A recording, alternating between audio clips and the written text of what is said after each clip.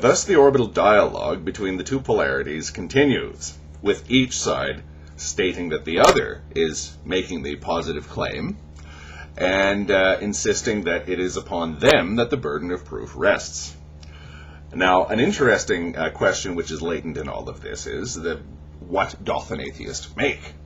Is an atheist someone who disbelieves or rejects claims made by others? To the question of whether or not God exists or that is religion valid or whatever?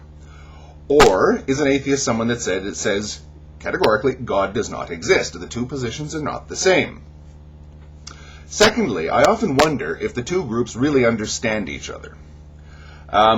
If you've ever been to a society where religion, faith, and religious observation is very much a part of everyday life, i.e. if you've ever been to Latin America, or if you've ever been to India, or the Arab world, you will see that religion, in the way that they approach the matter, the way that they see it, is not a series of logical deductions requiring evidence.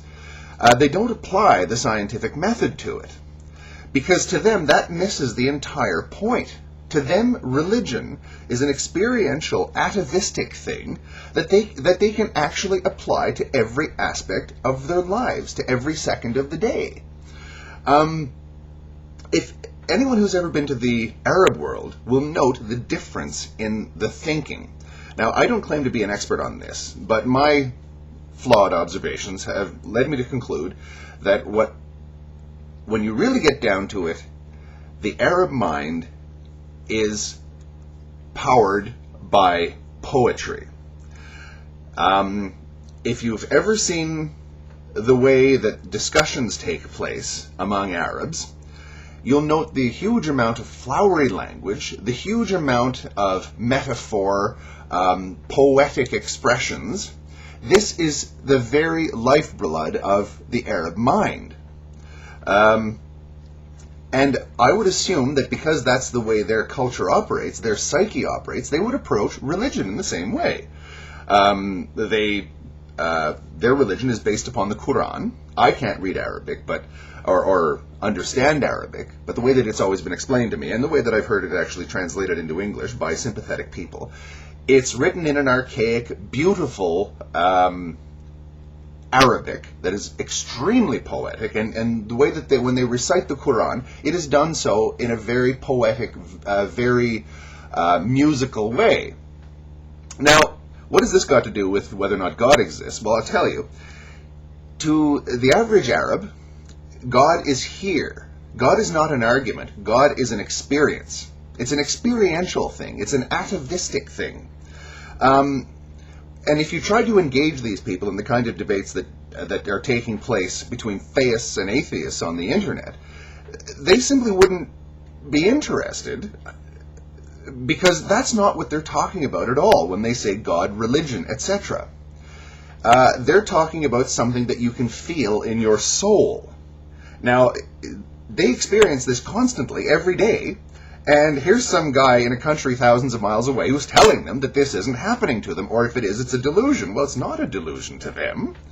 By the same token, we in our society adhere to the principle that there is more to life than mere science and arithmetic.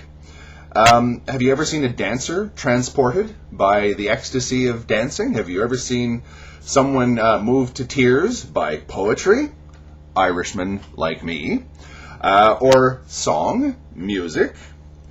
We accept all of this as well, but that kind of thing is put in a different category in our lives. Whereas to the Muslim or to the Hindu in many ways, it's part of everything. It's part of every aspect of their lives.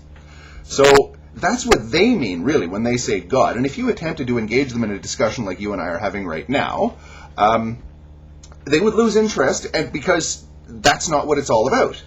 It's kind of like the perhaps apocryphal story of what the Buddha's normal reaction was whenever someone tried to engage him in a metaphysical debate. His response to that was simply, That's my imitation of the Buddha smile. So, we really ought to actually spend a lot more time defining what we mean when we're talking about religion and God, because this misapprehension, this difference in cultural universes, is to me the cause of the misunderstandings that are now taking place between the religious world and the non-religious world. Neither side really understands the other, and neither side is approaching the entire thing from the same point of view, and they simply misunderstand each other. Thank you.